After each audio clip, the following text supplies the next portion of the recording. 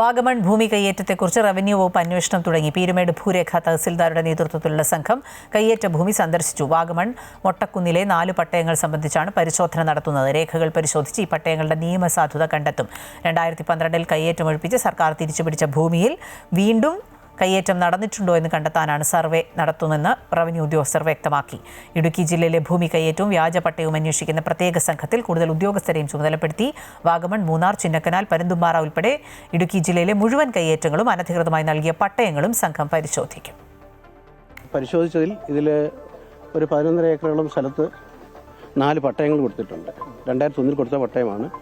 കൂടാതെ ഒരു 10 ഏക്കർ സ്ഥലം ഹൈ റേഞ്ച് ടൂറിസം ഡെവലപ്മെൻറ്റിന് പ്രൊപ്പോസ് ചെയ്ത് പോയിട്ടുള്ളതാണ്. ഈ 2 സ്ഥലങ്ങളും ഒന്ന് പരിശോധിച്ചിട്ട് പിന്നീട് ഈ സാവകാശം ഇതിൻ്റെ പട്ടയത്തിൻ്റെ മുൻ ഫയലുകളും രേഖകളും ഒക്കെ പരിശോധിച്ച് ജില്ലാ കളക്ടർക്ക് റിപ്പോർട്ട് കൊടുക്കുക എന്നതാണ് ഇപ്പോഴത്തെ ഉദ്ദേശം.